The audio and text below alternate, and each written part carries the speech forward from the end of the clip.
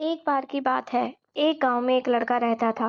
वो लड़का पढ़ाई में बहुत ही होशियार था, लेकिन उसकी पढ़ाई नहीं हो पाती थी, क्योंकि वह लड़का अपना घर भी चलाया करता था।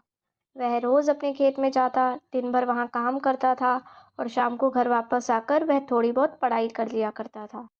अब जब वह लड़का 12वीं क्लास में गया तो सभी गाँव वालों को यह लग रहा था कि हमारे गाँव में यही लड़का 12वीं में फर्स्ट आएगा, क्योंकि गाँव वालों को भी पता था कि वह लड़का पढ़ाई में बहुत होशियार है।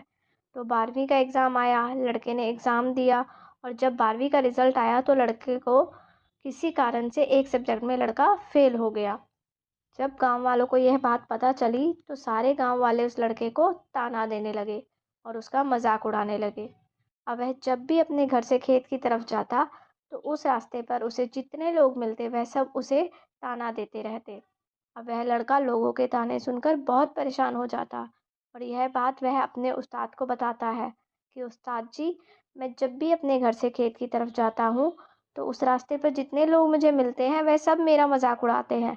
तो उसके उस्ताद ने उसे कहा, तू ना एक काम कर, एक बड़ा सा लोटा ले और उस लोटे को पूरी तरह से ऊपर तक दूध से भर दे और जब तू उस रास्ते से गुजरे तो उस लोटे से दूध का एक भी बूंद नीचे गिरने मत देना। लड़के ने एक दिन वैसा ही किया। जब वह उस रास्ते से दूध का लोटा लेकर निकला तो उसका फोकस उस लोटे पर इतना था कि उसे लोगों की आवाज़ ही सुनाई नहीं दी।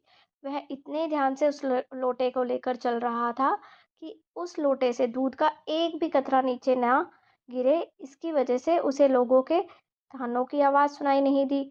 इस कहानी से हमें यह सीख मिलती है कि अपने काम में इतना ढल जाओ, इतना फोकस अपने काम पर लगा दो कि बाकी की चीज़ों का आप पर कोई असर ना हो। लोगों की आवाज़, लोगों के ताने आपको सुनाई ही ना दें। जैसे कैमरा होता है, जो सिर्फ़ अपने सब्जेक्ट पर फ़ोकस करता है, बाकी सारी चीज़ों को वह ब्लर कर देता है।